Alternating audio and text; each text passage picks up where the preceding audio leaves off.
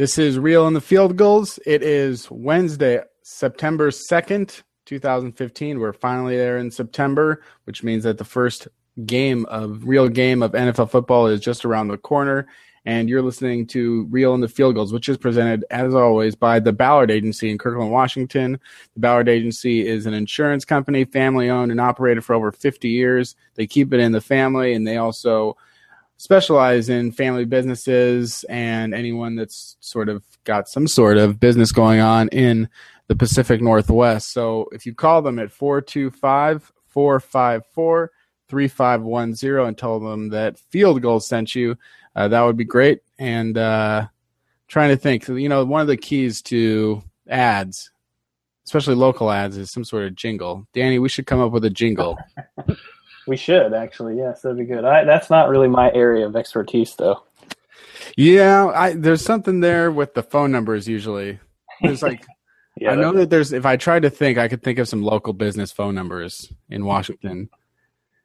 5-800 Empire, like the Empire. God, yeah. So that's 425-454-3510. It could be 4254. Oh no, that's just stealing. Just stealing Empire's jingle. Anyway, we'll try and think of that next time. But Ballard Agency, go to ballardagency.com, call them at 425-454-3510, and tell them that Field Goals sent you. Any insurance needs, they'll take care of you. All right, let's get into it. As I said, as we record this, it's Wednesday, September 2nd, and on Thursday, September 3rd, they'll play the Oakland Raiders in the preseason finale, get their last look at the guys that they have to work on their 53-man roster. We've got Curtis Crabtree from KJR and Pro Football Talk coming on the show in just a bit. We talked to him, and we'll talk about everything that's going on with the roster, the Kam Chancellor situation, and a little bit of tomorrow's game. So stay tuned for that. Me and Danny have a little conversation now. Danny, one other piece of news this week was that the Seahawks traded Kevin Norwood to the Carolina Panthers for an undisclosed 2017 draft pick. Even if it's a 7th-round pick, Kevin Norwood is, no offense, nothing. It just seems so. I know that the Panthers liked Norwood and that they, that they need a receiver, but even to get anything at all for a player that gets cut in the first round of cuts, it's kind of remarkable, isn't it? Yeah, and I think the way that worked out is I think the Panthers liked him coming out of the draft. I'd heard that they would have drafted him if the Seahawks hadn't grabbed him. So I think, that's probably just it's a way for them to jump up in the waiver claim, a wire or whatever order, and, get a guy that they'd liked coming out of the draft. I think he hasn't really shown much in terms of a dynamic ability as a receiver. He's more of like a possession guy, good hands.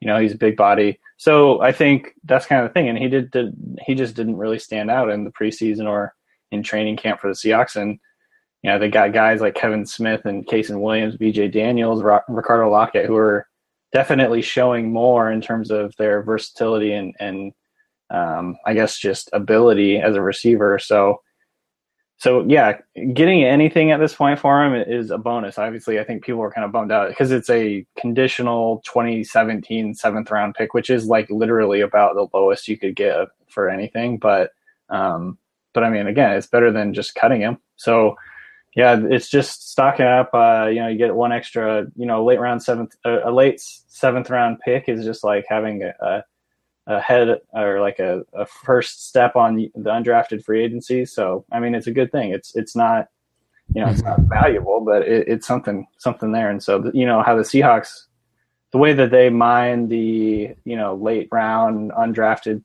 like guys, I think, down the line, it could be a good thing.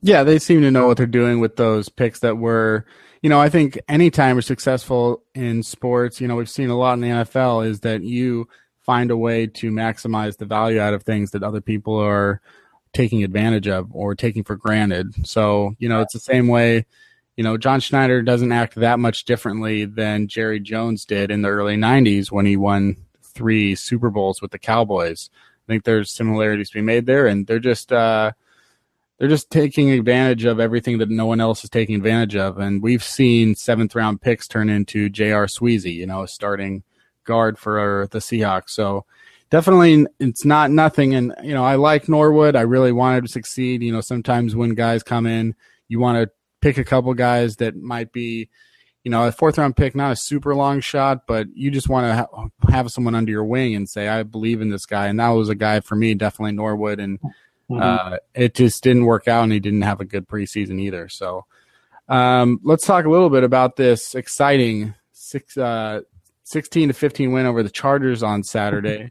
60-yard field goal from Stephen Hauschka. Which I was overly excited about. But yeah, it felt like a regular season win just because it was so monumental what actually happened to win it. Especially there was so much drama with the missed 58-yarder, and then it's like then he comes in. It was like the 58-yarder was like he kicked that as hard as he possibly could.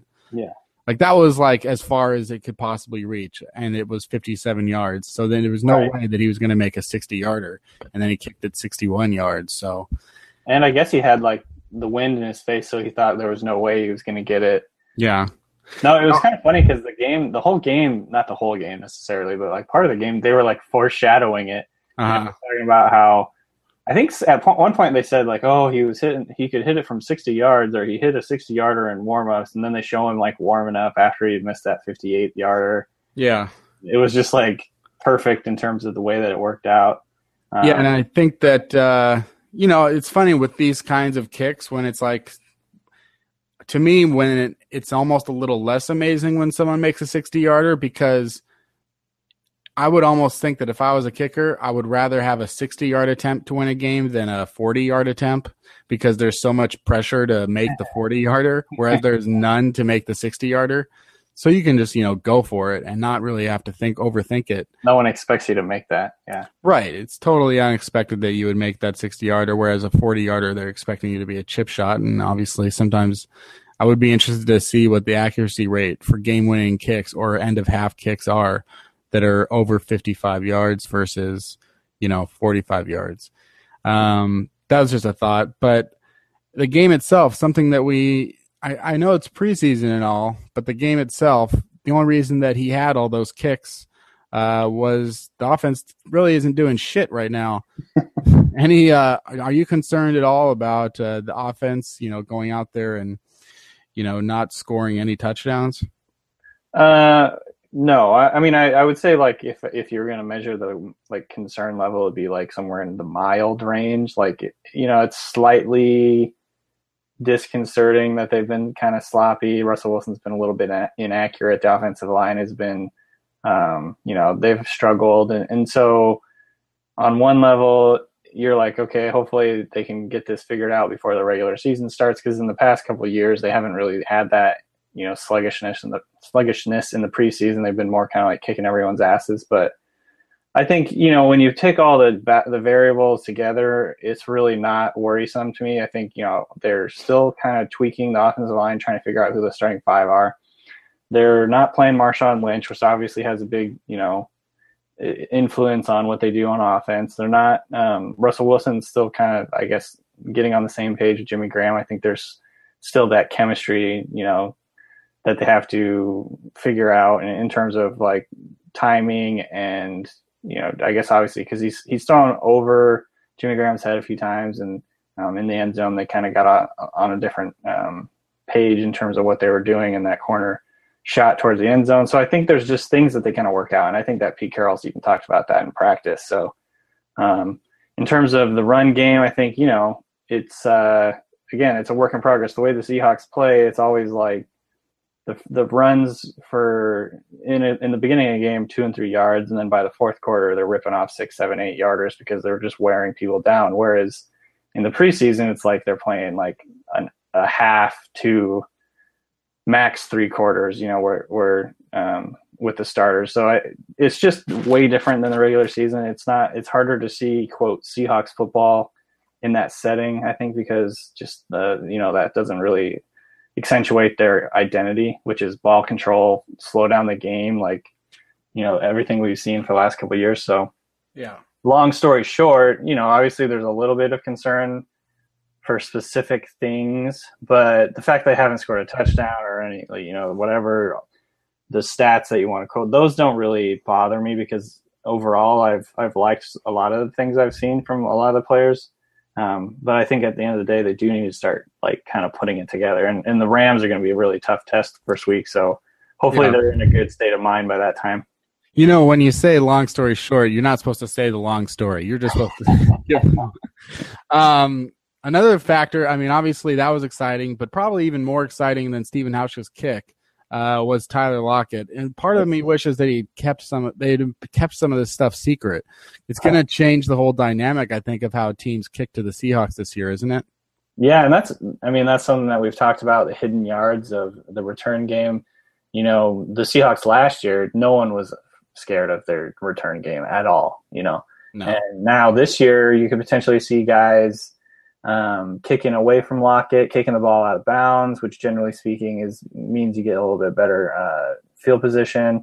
You get guys, you know, they're kicking it higher and shorter, in other words, you know, because they're afraid of his return ability and they don't want to outkick their coverage essentially. And so it's going to make a big difference. I could see that, you know, I'm definitely going to look at the field position yards this year, the average starting position for the Seahawks as compared to last year. I think that's one thing to really look for this year, because I think that Lockett's going to have a big impact on that. And I think that in itself is a force multiplier. I think it has the ability to change the whole complexion of your offense when, you know, you don't have to go quite as far every time you get the ball. So yeah, it's a big deal. And I think that's why they gave up 3 picks to get him.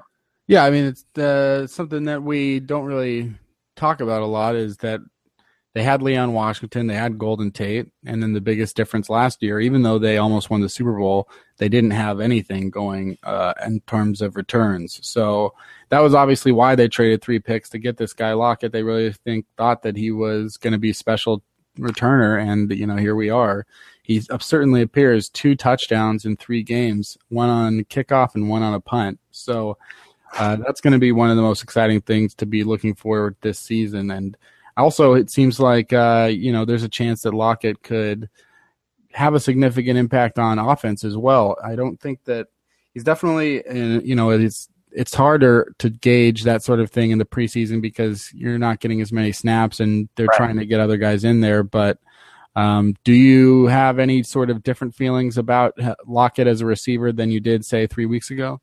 No, I mean, if anything, it's just more confidence. I think he really looks like he belongs. You know how sometimes guys get out there and they kind of look lost or intimidated or just, you know, a little bit nervous or whatever. He doesn't give off that effect at all. Like, he looks like he's a veteran to me. And so, I think he's going to be really good. I think he's probably going to he's going to have a bigger effect on offense than a lot of people even think this year. I think he's going to be kind of, and pairing him with Doug Baldwin, and both of those guys can really run routes really well, kind of shake their defender really well. That's going to pay dividends for Russell Wilson because, you know, we've always kind of complained about the last couple of years how people can't get open. I don't think he's going to have that problem anymore. I think he's going to have open guys this year.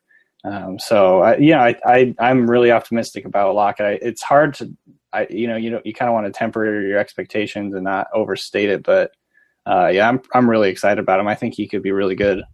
I mean, if you really laid out a best case scenario, you could say that in the middle of the season, all of a sudden the Seahawks weapons would be Jimmy Graham, Doug Baldwin, Tyler Lockett, Paul Richardson, and then Jermaine Kearse wouldn't have to be until the 5th or 6th option, you know, all things going perfectly, which never really happens. But, and, you know, we haven't even played with Marshawn Lynch save for a couple plays. So there is some optimism there. Chris Matthews could factor in as well.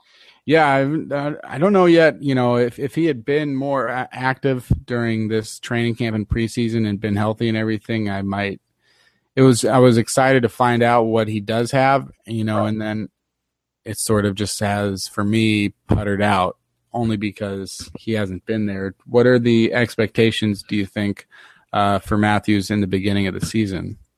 Well, I think you said it well. I think, you know, going into the start of the preseason, people kind of expected like he could potentially make a jump and be like their de facto number 1. Like, you know, he's not going to be like a Des Bryant or anything like that. No one's saying that.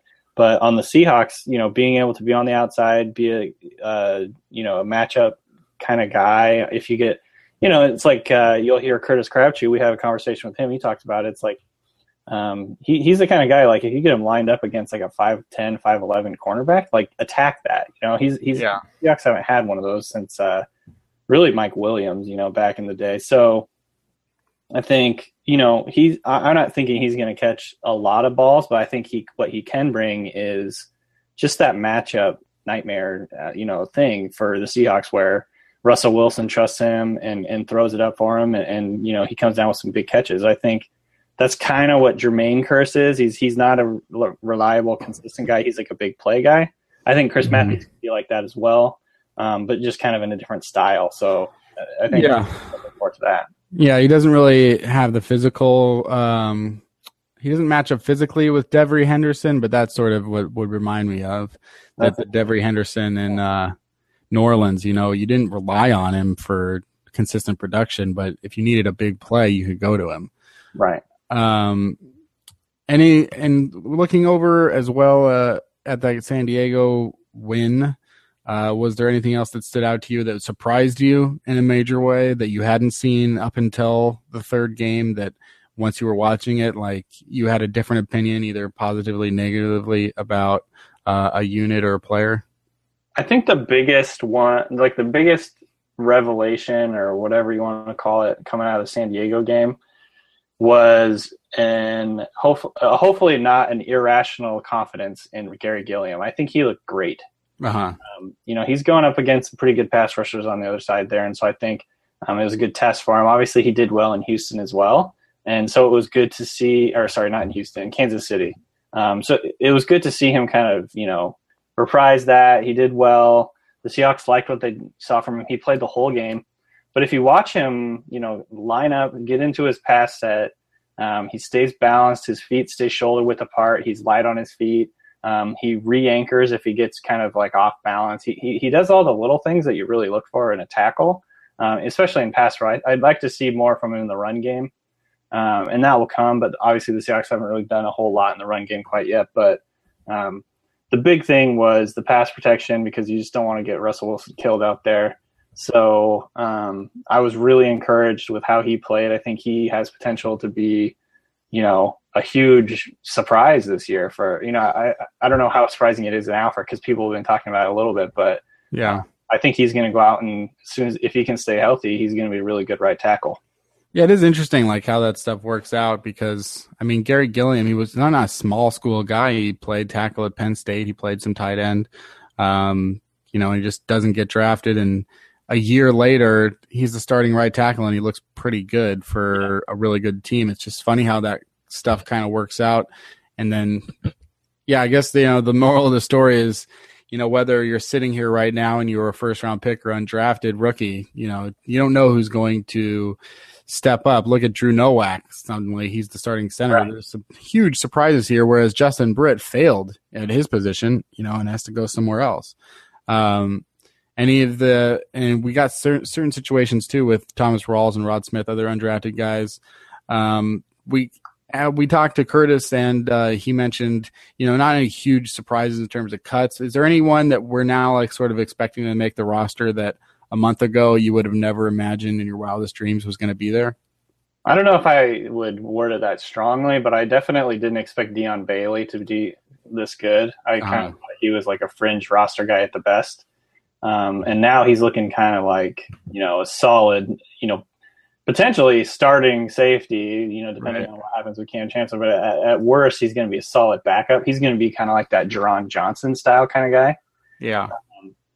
And that's kind of the big surprise for me, honestly. I think I was expecting it to be Deshaun Shedd, maybe Stephen Terrell. But I really liked what I've seen from Dion Bailey. I think he's going to be a guy that sticks with the team for a while and plays that really key role that they need in terms of backing up Kam Chancellor. So I would say him. And then, I think trying to look through the roster, other kind of like really big surprises.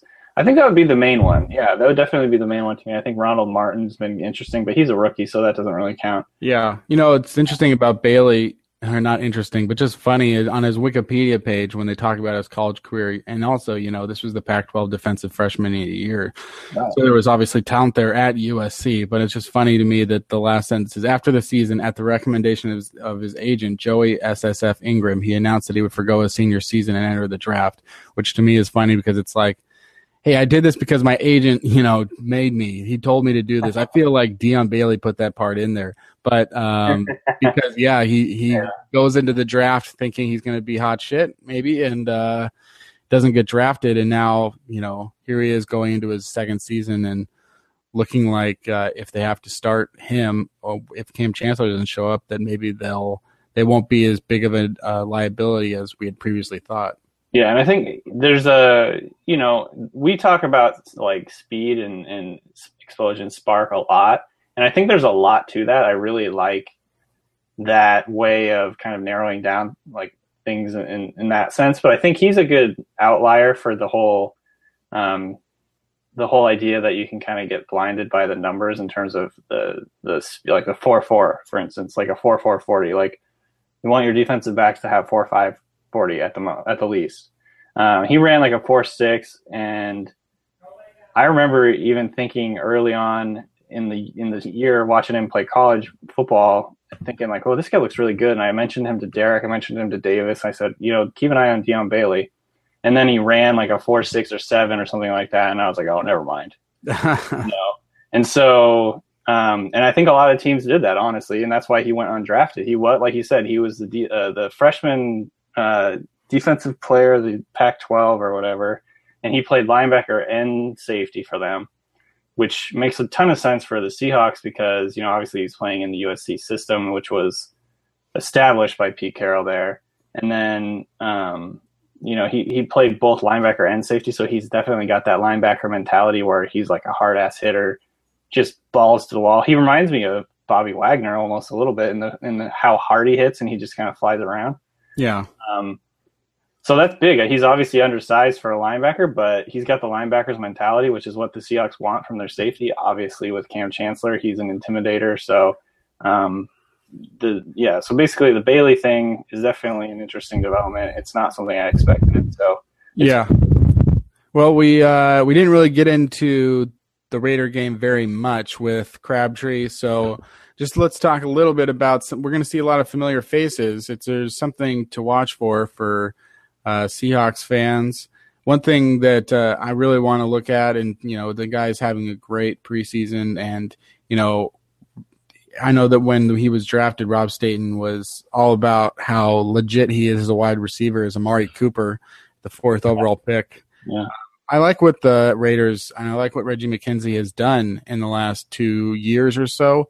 They found Derek Carr, and they got Kiko Alonso, the defensive rookie of the year, and then Cooper looks to be a good pick. Just overall general thoughts about the Raiders. Are they heading in the right direction? I think you meant Khalil Mack, but yeah. What did I say? Kiko Alonso.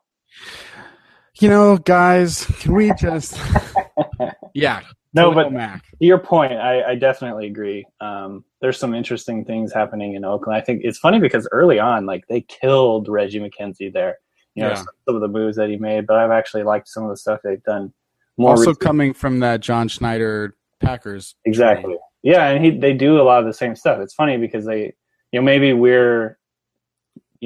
like what they do because it's similar to what the Seahawks do in sense of, they do a lot of volume drafting. They tend to go for the same guys that we have on our list, So, but yeah, I think watching Amari Cooper play is pretty exciting. Kind of glad he's in the AFC at this point because he looks like he's going to be really good.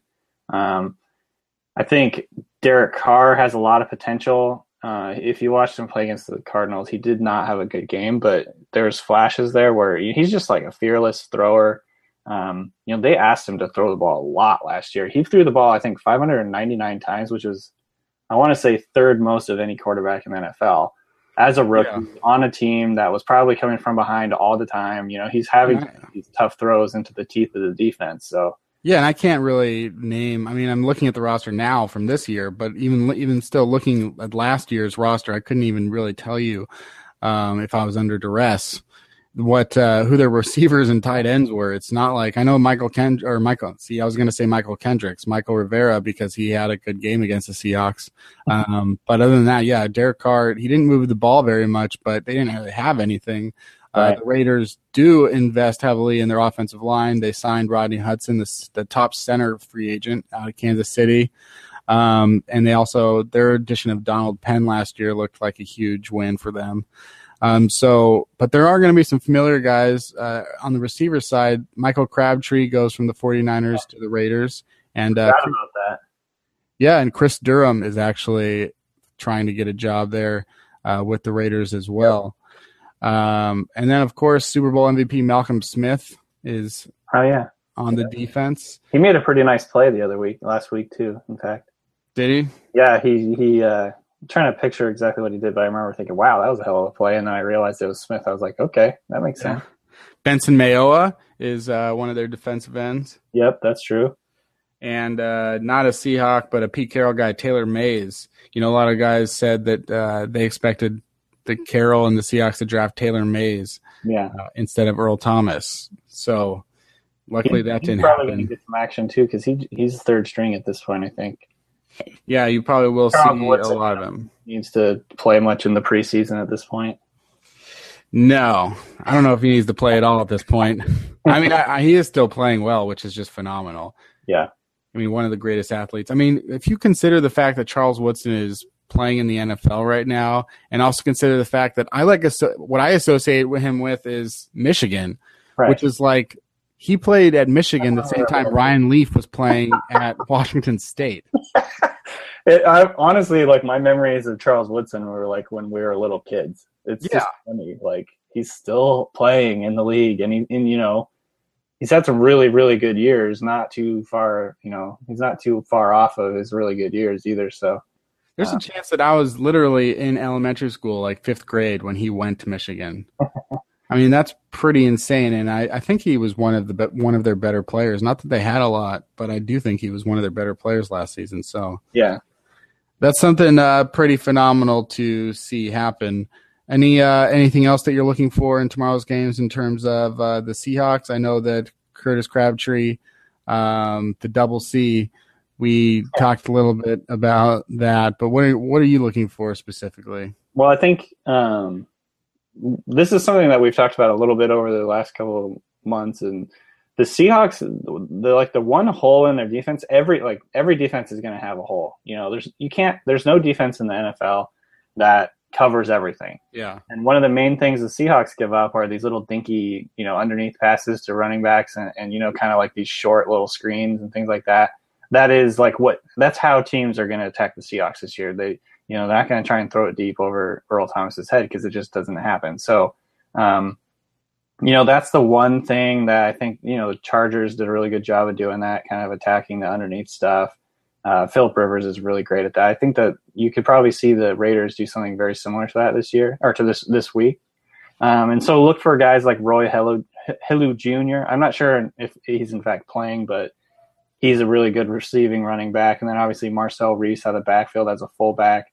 Those are, I think Michael Rivera too, he's kind of like, he's a H-back style tight end. So I think that's going to be something that they're going to try and do. And so there's going to be a lot of coverage opportunities for the linebackers this week and safeties. So I think that's going to be something I'm going to be looking closely at that. Yeah. I think that I lost my thought. I forgot what I was going to say, but yeah, I don't know. Oh yeah, that's right. Do you think RJ Archer is going to play the whole game? Oh God, yeah, he could. No, I bet you Wilson will play a quarter at least. I don't know, Well, I mean, you could definitely be right. I'm just saying, at a certain point in a quarterback's career, he never plays the 4th preseason game. I feel like because at that point you're like, look, I hope that you figured it all out by now. We can't have you out there, and if you fucking hurt your knee in this game, I'm gonna fucking have my ass on the line.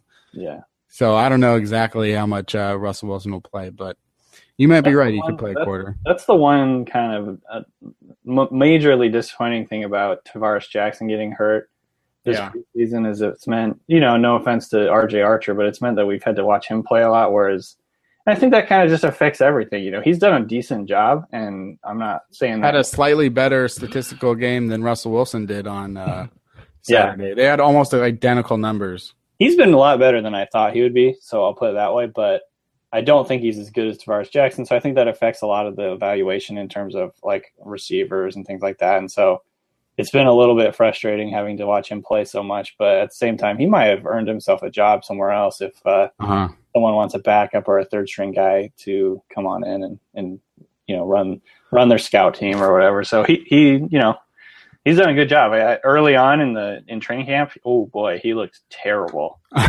So I remember people saying it on Twitter and so like, holy crap, he looks awful. But he definitely improved. It's pretty insane to me. Like, as far as stories go, RJ Archer has no business being here. Right. He went to William and Mary. He wasn't like good at William and Mary statistically, and he graduated like in 2008 or something. He's not like a rookie. Yeah. He's older than Russell Wilson. He's like 28 or 29 years old. And here he is, like, he was in the Arena League for a long time. But he was like an Arena League star. So he's kind of got that gunslinger style to him. We should start an Arena League blog. Yeah, that'd be awesome. There's definitely a lot more scoring in that. I think he, in 11 games or something, had 92 touchdowns. Jesus. Yeah, and, our friend of the show, Douglas McNeil III, he caught 18 touchdowns. Oh, yeah, that was great. Yeah. In a game or not in a game. He could have in a season for Portland. So let's go ahead and cut over to this interview with Curtis Crabtree. And then what I want the listener to do is listen to it.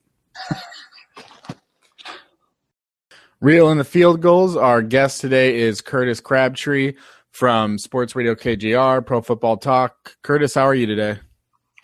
I'm doing all right. How's it going? It's good. Thanks for coming on the show. Let's get right into it. With I think the biggest news so far is it still lingers after weeks and not knowing if it was going to end closer to the season, and now it looks like it definitely is going to get right up to the season. Kam Chancellor, what do you know? What do you hear? What do you expect as far as his holdout goes? Well, once it got past the first, 2 weeks or so, and it became pretty apparent that both sides were dug in on this, there was absolutely nothing except for the start of the regular season that would force any resolution on this matter. It just clearly was not going to be the case. So the absolute soonest I expected something to happen would be probably next Monday, which would be the first time the team practices after their final preseason game tomorrow night against the Raiders.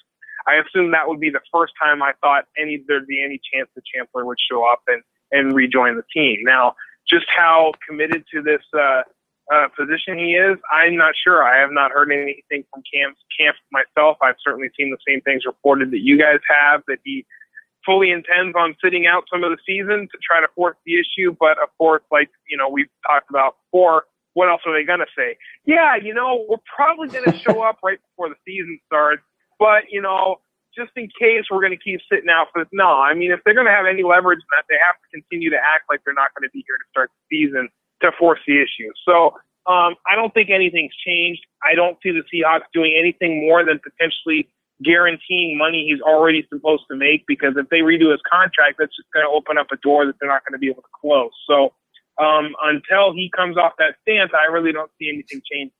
Do you think that there's a drop-dead date in terms of him missing the first game? Like, if he comes back 2 practices before or 3 days before, is that enough time for him to get ready and play, or are we already looking at a probability that he'll miss a game?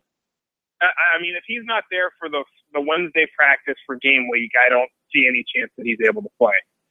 Just because, you're not in football shape at that point. To expect him to go out there and play 65, 70 snaps on defense, theoretically, in the first game of the year on 2 days of practice is just not a realistic ask of anybody. So ultimately, I think that would be the date where he's not going to be able to play if he's not there for the Wednesday practice next week.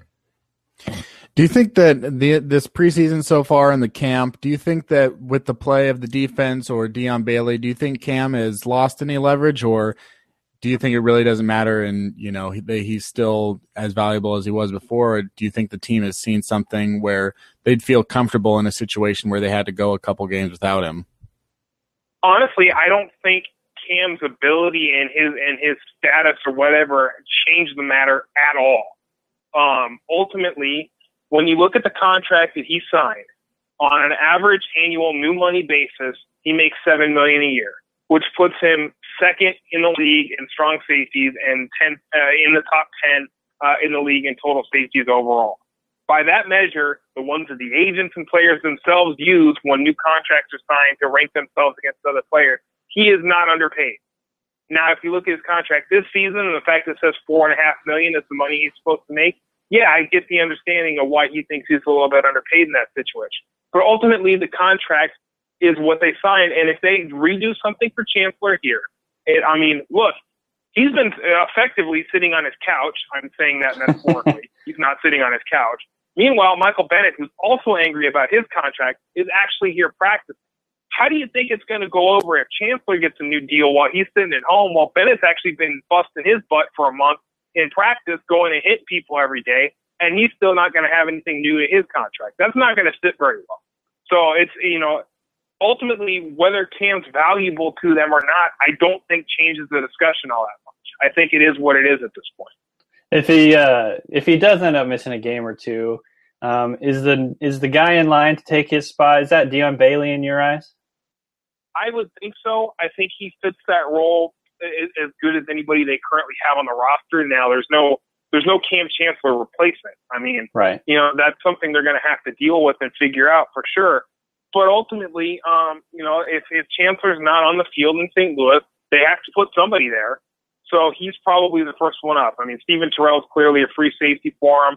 Ronald Martin's pushed Bailey well, but it seems like Bailey's ahead of him on that curve. The one area where he'd be in trouble more often than not is if he has to end up being like a force player on run game stuff on the edge of the defense. Maybe that forces Seattle to try to play some more too deep and to try to give it a little bit of a different look and try to take advantage of Bailey's strength a little bit more as well every now and again, because I think, ultimately he's not anywhere near the size of Kam Chancellor, so trying to take on a tackle or something or a fullback lead blocking, that sort of thing, it would be a more difficult ask for Bailey. But he's done okay in that role so far, and the rest of the defense will just kind of have to cover it up just as if, Chancellor was missing the game for injury. And there's reports as well today about Kam Chancellor's situation holding up any deal with Fred Jackson. What do you know about the Fred Jackson situation? And should we not expect him to get signed until after the season has started? I actually don't know much about the Fred Jackson situation other than the fact that he's visited and he obviously took a physical with him and all that. I've been in co-hosting with Puckett the last couple of days and not been around the team. So it's a little detached from that. But ultimately, I think looking at that situation, it makes sense to me for them to wait on this one because as a veteran, if he's on the roster for week one, his entire salary for the season would become guaranteed at that point. And ultimately, I'm not sure if they want to do that as cash-strapped as they kind of are right now, cap salary-wise. And I think that makes sense for them to kind of wait it out. Ultimately, maybe that with Turbin probably going to miss a few games due to the high ankle sprain that he has, ultimately maybe that forces them to keep a fifth running back in Thomas Rawls or something like that to go with Lynch, Michael, and Rawls for the first week, and then consider bringing Jackson in after that. I think that would make the most sense of any scenario I can envision at this point. The Seahawks play this Thursday, play tomorrow, and then they end up having to cut down to 53 players on Saturday. One of the surprise cuts that I thought from this first round was Lemuel Jean-Pierre. I didn't really think he was going to get cut, especially in the first round of cuts. Do you have anybody in mind that might be a surprise cut once Saturday rolls around? Well, define surprise cut. I right. guess is the way I would say it. Mildly surprising. Fringe starter type guy getting cut. I don't think you're going to see any of that. There's a couple that I could theoretically point to. If they were really feeling like they wanted to get some salary cap relief and were really happy with Kevin Smith and Casey Williams and B.J. Daniels as potential replacements, could they potentially move on from Jermaine Kearse and save the $2.2 million of his contract? Where Yeah, sure, theoretically. I don't think that's likely by any stretch of the imagination. I think for the most part, the roster is going to look like you expect it to look. There's not really any, outside of maybe they decide to keep a Terrell Adams over a Mike Morgan. Yeah. Okay, so be it. I don't think there's any really stunning revelations that are going to come out. What about the out of the rookie class? Which of those rookies do you think aren't going to make it? Is someone like Terry Poole or Mark Kowinski in any danger of not making the team? I think Terry Poole is just definitely on the bubble. He hasn't shown a whole lot in practices. He's been running with the third team unit pretty much all the way throughout camp. The only time he's kind of bumped up was when there's been a couple little injury issues that have kind of come along. So I don't think there's a whole lot there. That being said, with Jesse Davis hurt, he's the fourth tackle on their roster right now. And certainly they're a little bit thin there. Alvin Bailey has certainly not played to any level that makes you all that encouraged here this preseason. So, I'm sure that factors into it. I think, we just did on the air today kind of a rundown of the 53-man roster, and I had them keeping Glowinski and Sicoli. I thought ultimately that would make sense on a lot of levels. So in that scenario, you'd have Kayvon Milton and Terry Poole being cut at that stage. Maybe he's a practice squad candidate, that sort of thing. But there's still a game to go and a little bit more time to show something. We'll see if there's any change after tomorrow night. I had a couple of people ask me over the last couple of days if I'm concerned about Russell Wilson's accuracy. He missed Doug Baldwin a couple of games ago, threw behind him on a third down play, and then in this last game he overthrew Jimmy Graham a few times. Do you see that kind of as just early season, get the rust off kind of thing, or is there a bigger picture worry here? Well, I think it's a little of both. I mean, if the offensive line has been as skittish as it has been the first 3 weeks of the preseason, then yeah, you know what, you're going to be a little bit gun shy, worried about where the pressure's coming from and all that. And I think the biggest indication of that was the overthrow down the seam to Graham, where Wilson still was flared out with his feet pointing to the left towards the left side. He comes back and throws a pass up the seam that clearly with his feet not set, he just did not have control of it, and an airmailed on him a little bit. The one at the goal line just seemed to be a miscommunication where Graham wanted it back shoulder when Russell was thinking throw it to the corner.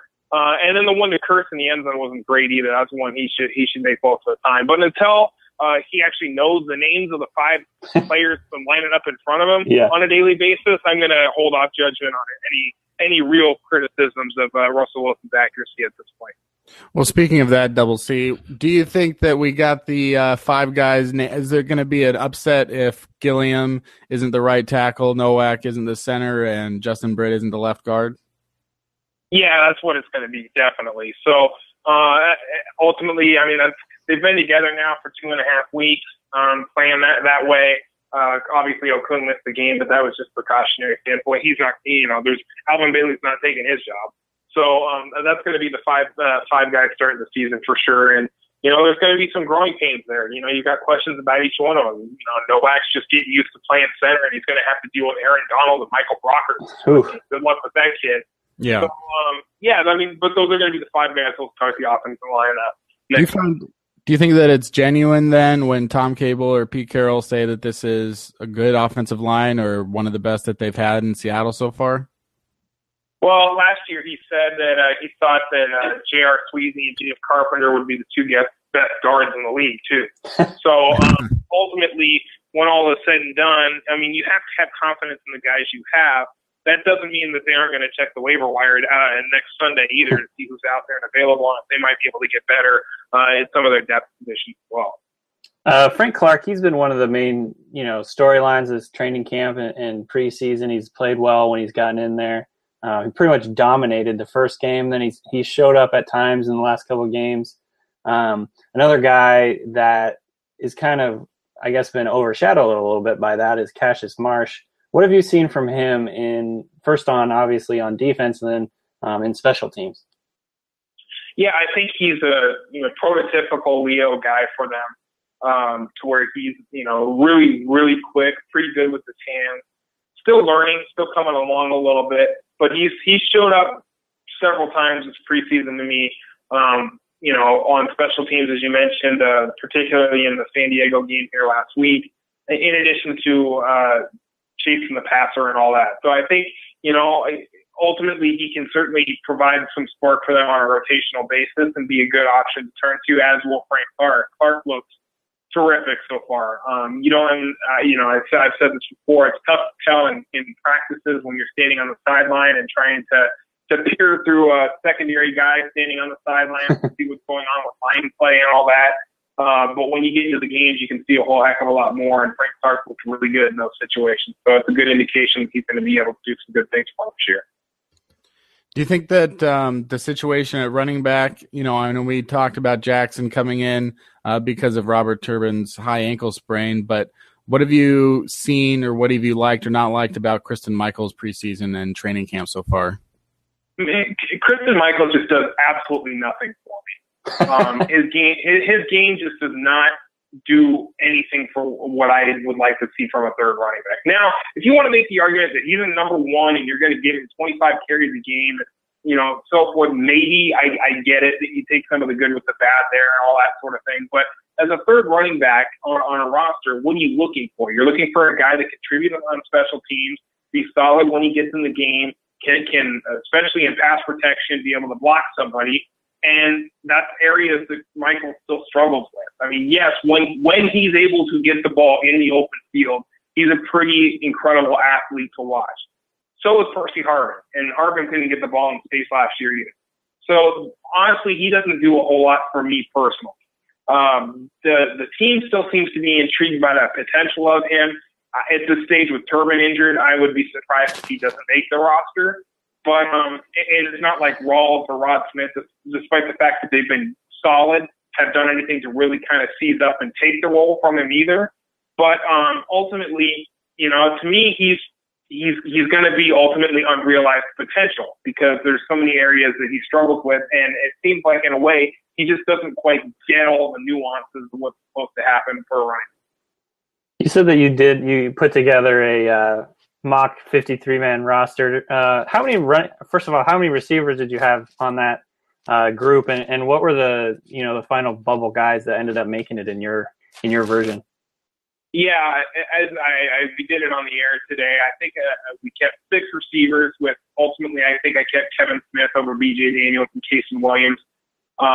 Ultimately, because the way they had the rotations last week, Kevin Smith was up, I think, as both a returner and a receiver earlier than Daniels was. He's looked good in camp as well. Ultimately, I thought Daniels had, been ahead of him for a while, but now I think it's pretty much a dead heat. And it might be something that tomorrow night kind of determines one way or the other which guy makes the roster. So I ultimately kept 5 because of Turbin's injury more so than anything else. 2 quarterbacks, 3 tight ends, 9 linemen, 5 DNs, 4 D tackles, 6 linebackers, 6 corners, and 4 safeties, I believe, and not counting Chancellor, assuming he's still on the reserve list at that point when they cut down the roster to 53. So if you say that Kristen Michael doesn't do anything for you, which is understandable given what we've seen in 2+ years, are there any young players, guys that maybe we're not looking at as closely that do something for you? I think all the guys at this stage who have shown up a little bit. I mean, it's like the guys like Ronald Martin and Mohamed Cisse and Ty Smith, I think, has done some nice things. T.Y. McGill has consistently shown up in games as well. Guys like that. Glowinski's had good moments for sure. I don't think there's any massive surprises coming out of the blue at this stage. I mean, they've been practicing for 5 weeks. We've seen 3 games. The guys who are showing up are guys you've noticed by this stage, and I don't think there's going to be anybody that comes out of the woodwork all of a sudden to jump up and snag a roster spot that we aren't already feeling are right there. What do you think, just overall, the impact that Jimmy Graham is going to have on the team? Like, what is the biggest thing that we're going to see from him this year? Well, ultimately, I think that he's going to be able to free up the rest of the offense the way they hoped Percy Harvin would be able to where they split him out wide. Are they going to throw a corner or are they going to throw a safety on him? And just how big is that player going to be? I mean, it's going to be a 5'11" corner trying to cover a 6'7" tight end. Yeah, that's not going to work. And, when you have a guy like Chris Matthews, too, you now have 2 size options that you can theoretically trust and throw the ball to. So where, not every secondary is going to have two cornerbacks that are 6'3" or 6'4" that can try to match up with those types of body types. So if Jimmy Graham is, say, drawing the Brandon Browner coverage in the Super Bowl, now all of a sudden Chris Matthews is lined up against Logan Ryan and Kyle Arrington every time he steps up to the line of scrimmage, and you've got a matchup win there. So that should help. The fact that they spread Graham out, if it pulls a linebacker out to go cover him instead, well, that opens up the box for Marshawn Lynch to run a little bit more if the offensive line is pulled up. It should just open things up a whole lot more for the offense if they can protect Russell Wilson and get the blocking needs up front. Well said. And sticking with tight end, do you have a favorite in terms of who the third tight end will be? I think obviously Luke Wilson's going to be the second tight end with Jimmy Graham. Is there anyone ahead in the tight end race at the third spot? I think Cooper Helfet's probably been a little bit more consistent so far. I think Anthony McCoy would be a little bit better fit in some regards because he's more of a blocking option than Helfet's been, and considering the fact that they're probably only going to keep the one fullback and Derek Coleman, could really be a benefit for them, given that Graham and Luke Wilson are both receiving tight ends first. But ultimately, I think Helfet's just been a little bit more consistent at this stage and probably has the leg up there at this point in training camp.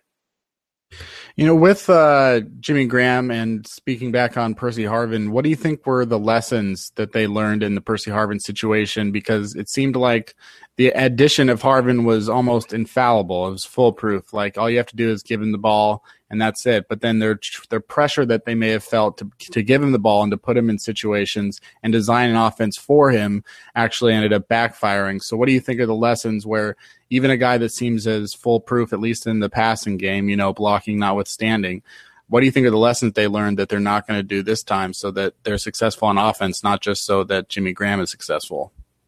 One, that no player is worth that much capital into, no matter how talented he is, because I think that's hurt them significantly. It probably cost them Golden Tate being able to re-sign him a year ago, and may have some still existing ramifications on why their cap is as tight as it is at the moment. And then also, you have to find a guy that fits what you do, not try to fit what a player does. With Percy Harvin, he's not the most proficient receiver.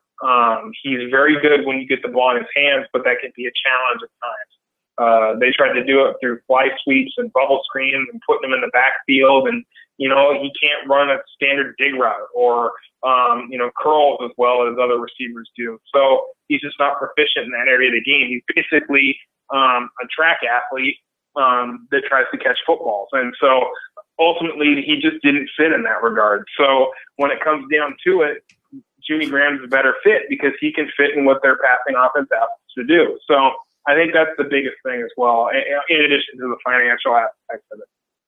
One of the most surprising players to me this season or this preseason has been T.Y. McGill. I think he's kind of shown up and really made a kind of a run for the roster. Do you see him making the roster, and what kind of things have you seen from him on in the first 3 games? Yeah, I do have him making the roster right now. I have him as the fourth defensive tackle.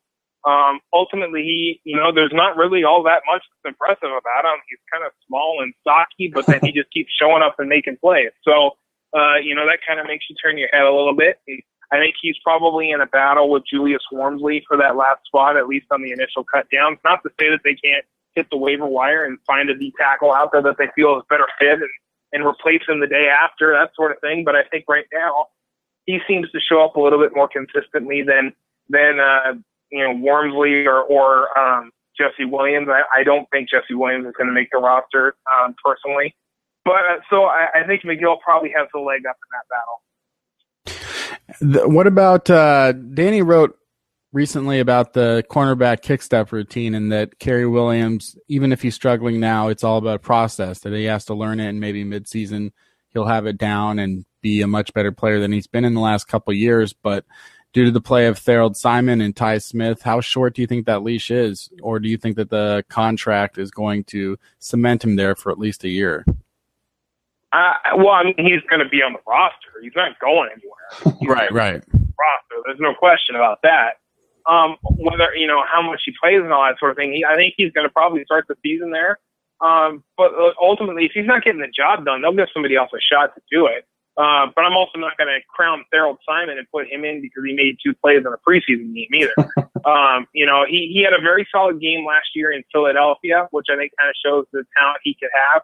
Then ultimately he had ankle, knee, and shoulder injuries that he was trying to play with through the playoffs. And, I think that showed pretty heavily, especially in the Super Bowl when he got matched up on Julian Edelman, just how hurt he was.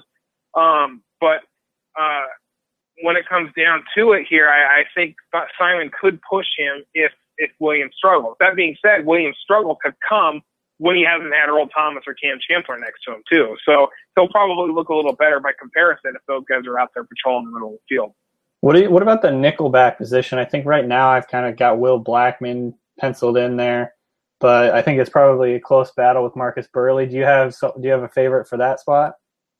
I think probably Will Blackman. He's been the one up with the ones more often when he's been healthy. I mean, he pretty much has been all throughout camp. If he was healthy, he was running with the ones at nickel, and his contract is a veteran minimum veteran whatever it's called minimum salary benefit whatever it is for veterans. So he doesn't cost much by any stretch. There's no money to be saved like with Antoine Winfield a couple years ago or anything like that. So I think it makes a lot of sense for them to keep Blackman there. A guy who could play outside for him as well. I know when Blackman was hurt, they had Burley run with the ones because Sherman was out for those games as well, and Burley struggled a little bit there as well. So I would probably lean towards Blackman in that role more so than anything else, and I have Ty Smith making the roster probably as his primary backup at least until Jeremy Lane can, if he even does get healthy and comes off PFT.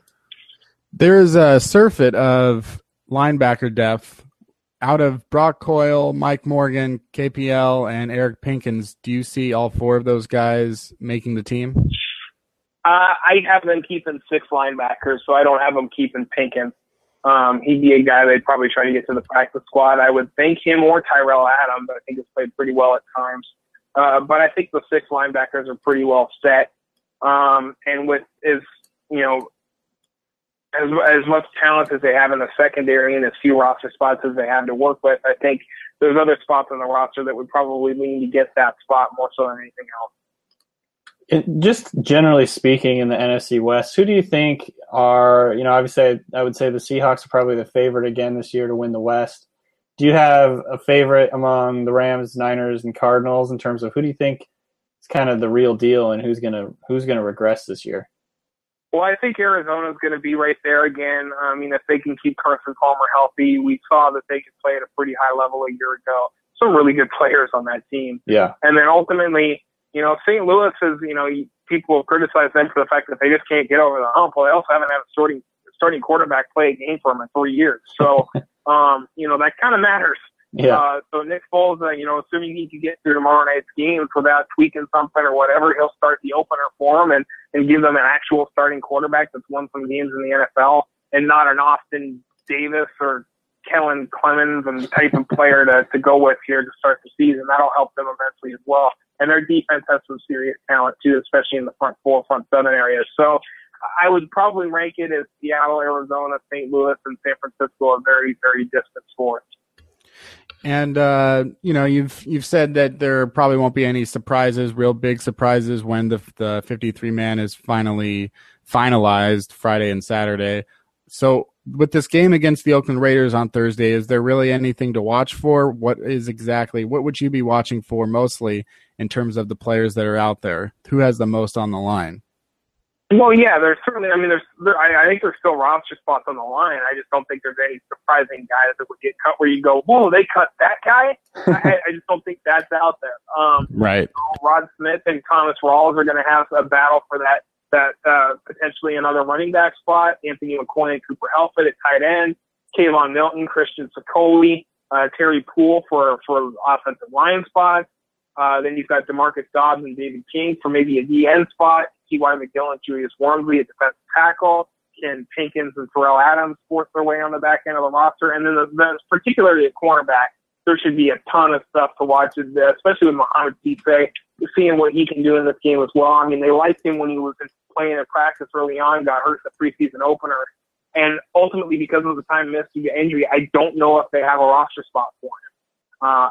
As I kept it today, I kept it with Sherman, Kerry Williams, Harold Simon, Will Blackman, Deshaun Shedd, and Ty Smith. And that's 6 corners right there. even with Kam out, I kept Terrell, Bailey, and Ronald Martin at safety. So then you're talking about Cisse and Burley being among those let go. And it's not that they don't like those guys to some extent. They just got too many good players for not enough roster spots. So particularly in the secondary, there's going to be a good several battles to watch. Well, we want to thank Curtis for joining us. Where can we follow you online? On my Twitter account at Curtis_Crabtree. I write about the team on our station website, sportsradiokjr.com, on the Seahawks page, and then obviously at profootballtalk.com too. All right. Thanks so much for joining us. Make sure to look for Curtis's notes. He always has great game recaps and practice notes during the week. I definitely read his stuff all the time. He knows what he's looking at. So make sure you guys follow him. And thanks again, Curtis, for joining us. Thanks, guys. Thank you. On Twitter and listen to whenever he's on KJR and such, and read those articles that he posts online. And that wraps it up for this week in Reel in the Field Goals. Danny, are we going to get together after tomorrow's game and do our first post game? Yeah, we should. Let's do it. Yeah, so if you're listening to this before the game on Thursday, you'll also have another download coming into your iTunes but soon after the game ends against the Oakland Raiders, and you'll get our final thoughts. Maybe Danny will have his final word on his 53-man roster in some way, because there's not going to be much time between the end of the game to when they actually make these cuts, is there? No, they're going to have to – I mean, that's like why they have the game on Thursday, because everything's got to get done by Saturday. Yeah. So I imagine the evaluations will start immediately. So it's going to be kind of a crazy weekend. Indeed. So, yeah, it's pretty nuts to think that by Saturday we will know who the 53-man roster is, even though they won't be surprises to us anymore. I mean, there's definitely huge surprises coming through in terms of Drew Nowak and Deion Bailey, that are guys that are going to make this team. I assume Bailey will make the team. But, it should be a good one. Most of the guys getting cut, it'll be guys that still have a red name on Wikipedia, meaning they don't have their own Wikipedia page, such as Nate Isles. I don't think he's going to make the team. He's right? not on anymore, actually. Oh, yeah, this whole Wikipedia page is – I like Wikipedia for team rosters because it's easy, just easy, manageable. Right. And, but they don't even have Ty Smith on the roster, so it's a little bit screwed up. It is unacceptable. If you're listening to this somewhere, go and change that. We don't say it enough on the show. I know we say it on the post when we post it up on Field Goals, but want to thank the creator of the theme song again. It's pretty damn good. I honestly find myself humming it to myself. Reel in the Field Goals. It is it's very good. And his name is David Fagerholm. David Fagerholm. Thank you so much for the theme song. And also 3000 NFL mock draft. We had our debut on Monday. We're going to get that on iTunes very soon, hopefully by the next episode coming up this coming Monday. And then Deep Balls will be out Wednesdays or Thursdays. So look out for that coming out next week. Deep Balls, where Danny Kelly and Jackson Bevins get together and make their picks of the week. So that would be. Are you ready to give your picks for week 1? No, of course not right now. Of course not. We haven't looked at the week 1 schedule. I got to evaluate all the preseason week 4 stuff. Are you ready to make a pick? Seahawks, Rams. Oh, I'll be picking the Seahawks. It's going to be interesting. At some point, you guys are going to have to pick against the Seahawks. Do we? I don't know. Maybe you'll pick them to win every game. Yeah, I suppose they probably won't win every single game. You know what was shocking to me, because we have such short memories, and shit happens and you can't retain everything that happened, but what was shocking to me when I was writing the article about the defensive line being possibly better than the Legion of Boom was just not even close to less than a year ago, 9 months ago, the Seahawks were 3 games back of the Cardinals with 5 games left or 6 games left to go. Yeah, they were 6-4, right? 6-4 versus 9-1. 6-4, and they went to the Super Bowl. 6-4 is not. It's not terrible. You're in the playoff race, but that was pretty. Well, they won out after that. Yeah. Yeah. Then they had to. They went 6-0 and went 12-4. They had good finishes. So, if the Seahawks do lose a couple early games, don't get too discouraged. Oh yeah, that'll never happen. People won't freak out. Yeah, there won't be any freakouts. We should go back People definitely won't panic at all. We should go back to that Week 10 loss that they had that dropped them to 6-4 against the Kansas City Chiefs and just read some of the comments of whatever people were saying at the time. That would actually be pretty fun. We actually, people talk about that we have a SB Nation email thread for them. And people are always like, it's really fun to like bring up like posts from last year at the same time, like, a year ago. Yeah. I think we should definitely think about doing that. Yeah, we should. And remember, you should call the Ballard Agency or go to ballardagency.com. They sponsor our show, and tell them that Field Goal sent you. Again, that number is 425-454-3510. That worked pretty well. That was really, really good. 425-454-3510. I'm going to definitely be doing that from now on. Good. So thanks for listening. And remember, there will be another new episode. It's going to be a quick hit, instant reaction show that comes after the games, and that'll be on Thursday night after the Seahawks play their final preseason game against the Raiders. Thank you.